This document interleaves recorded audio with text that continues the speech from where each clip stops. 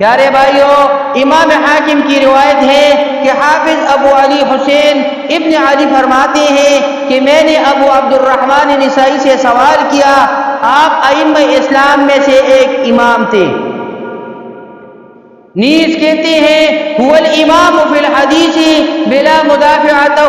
یعنی عبد الرحمن نسائی بلا نزاع متفقہ طور پر امام حدیث ہیں۔ امام حاکم ایک دوسری جگہ کہتے ہیں کہ میں نے ابو علی حسین ابن علی حافظ کو یہ کہتے سنا کہ میں نے اپنے وطن اور اپنی سفر میں 4 ائمہ حدیث کو دیکھا، 2 نساپور کے یعنی محمد ابن اسحاق ابن خزیمہ اور ابراہیم ابن ابی طالب، تیسرے ابو عبد الرحمن نسائی مصر میں۔ پیارے بھائیوں، امام حاکم مزید کہتے ہیں کہ میں نے جعفر ابن محمد ابن حارث کو کہتے سنا کہ میں نے حافظ مامون ابو القاسم کو یہ کہتے سنا، ہم فدا والے سال یعنی جنگ والے سال ابو عبد الرحمن نسائی کے ساتھ طرطوس گئے تو وہاں مشائخ اسلام کی ایک جماعت کا اجتماع ہوا۔ حفاظ حدیث میں سے عبداللہ ابن احمد ابن حنبل، محمد ابن ابراہیم مربی، ابو الاذان عمر ابن ابراہیم اور محمد ابن صالح ابن عبد الرحمن وغیرہ حاضر ہوئی۔ سبوں نے مشورہ کیا کہ شیوخ حدیث کی روایت کا انتخاب ان کے لیے کون کرے، تو سب کا ابو عبد الرحمن نسائی پر اتفاق ہوا اور سبوں نے آپ کے منتخب کردہ احادیث لکھی۔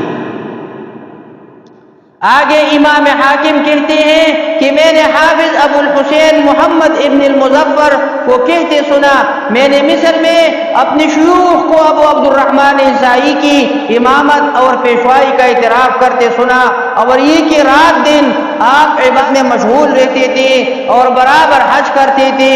آپ والی مصر کے ساتھ فدا یعنی جنگ کے لیے گئی تو مسلمانوں میں احیاء سنت اور تیز فہمی کی صفت سے متصف ہوئی، گرچہ بادشاہ کے ساتھ نکلے تھے لیکن ان کی مجالس سے دور رہتے تھے، اپنے سفر میں فراوانی کے ساتھ کھاتے پیتے تھے۔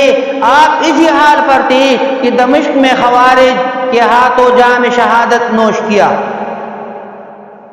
پیارے بھائیوں، حاکم کہتے ہیں کہ میں نے حافظ علی ابن عمر دارقطنی کو 1 سے زیادہ بار یہ کہتے سنا کہ سارے معاصر علماء حدیث میں ابو عبد الرحمن نسائی سب پر مقدم ہے۔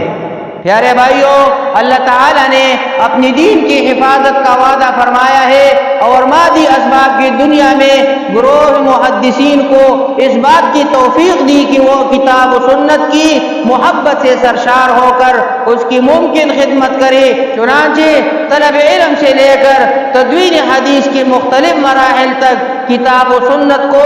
صحیح سندوں کے ساتھ روایت کرنے اور ان کی صحیح معانی و مفاہیم کو محفوظ رکھنے کی جدوجہد میں اس گروہ کو نمایاں مقام حاصل ہے۔ آیت کریمہ ہے اِنَّا نَحْنُ نَزَّلْنَا الذِّكْرَ وَإِنَّا لَهُ لَحَافِظُونَ۔ یہ عملی تفسیر ائمہ اسلام کی حفاظت حدیث کی یہی جدوجہد ہے جس کے نتیجے میں دینی نصوص صحیح سندوں اور سلف و صالحین کی تعبیرات کے ساتھ محفوظ طریقے سے ہم تک پہنچے۔ پیارے بھائیوں، امام نسائی سلسلہ محدثین کی اہم کڑی ہے۔ آپ نے حدیث کی حفاظت و تدوین کے ساتھ ساتھ جرح و تعدیل روایت پر بھی بڑا سرمایہ چھوڑا اور فہم حدیث کے سلسلہ میں بھی آپ کی کوششوں سے مسلک سلف ہم تک پہنچا۔ صحیح اسلامی عقائد کو بھی آپ نے امت تک پہنچایا۔ اسی وجہ سے سنن نسائی کی افادیت مسلم ہے اور عقیدہ سلف کی اشاعت اور رد بدعت کی شہرت کی وجہ سے